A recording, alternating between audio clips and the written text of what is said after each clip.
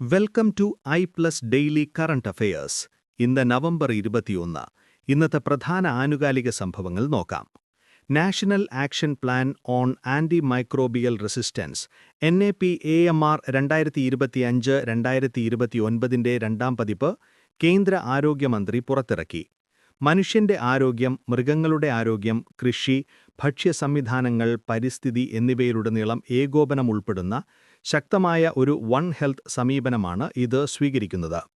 2024 സമാധാനം, നിരായുധീകരണം, വികസനം എന്നിവയ്ക്കുള്ള ഇന്ദിരാഗാന്ധി സമാധാന സമ്മാനം ചിലിയുടെ ആദ്യ വനിതാ പ്രസിഡന്റും മുൻ UN മനുഷ്യാവകാശ ഹൈക്കമ്മീഷണറുമായ മിഷേൽ ബാച്ചലേറ്റിന്. ഹോളിവുഡിലെ ഏറ്റവും പ്രശസ്തനായ നടന്മാരിലൊരാളായ ലിയനാർഡോ ഡി കാപ്രിയോയ്ക്ക് വരാനിരിക്കുന്ന പാം സ്പ്രിംഗ്സ് ഇന്റർനാഷണൽ ഫിലിം ഫെസ്റ്റിവലിൽ ഡെസേർട്ട് പാം അച്ചീവ്മെന്റ് അവാർഡ് നടൻ ലഭിക്കും. പോൾ തോമസ് ആൻഡേഴ്സന്റെ ഏറ്റവും പുതിയ ചിത്രമായ വൺ ബാറ്റിൽ ആഫ്റ്റർ അനദർ എന്ന ചിത്രത്തിന്റെ പ്രകടനത്തിനാണ് ഈ അംഗീകാരം. ഡെയിലി കറന്റ് അഫയേഴ്സ് ലഭിക്കാൻ ഇപ്പോൾ തന്നെ ചാനൽ സബ്സ്ക്രൈബ് ചെയ്യൂ.